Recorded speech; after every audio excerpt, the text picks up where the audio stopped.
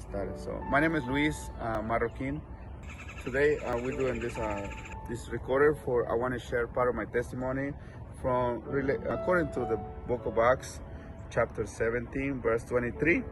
They said that people back then was worshiping unknown gods, and then they don't have nobody to explain to them, and then so this is what Paul was passing by, and he saw that people was worshiping this unknown God. So let me read the passage in chapter 17, verse 23 of Acts. For as was passing through, I observing the objects you are worshiping, even found the altar which was inscribed to unknown gods.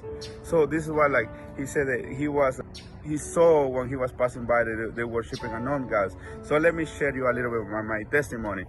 Back then, before I don't know what a God was, like I know now, I was worshiping another idols. I was worshiping drugs, alcohol. My life was connecting to the drugs and alcohol. Like that was my idol every day when I wake up in the morning.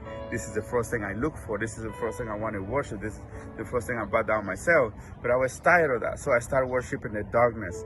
I started looking at spirits to the darkness to worship them. And every morning I wake up, I was leading them to them because I had nobody to explain to me what a God, who really God was, you know. So this is one of the things that Paul was sharing here.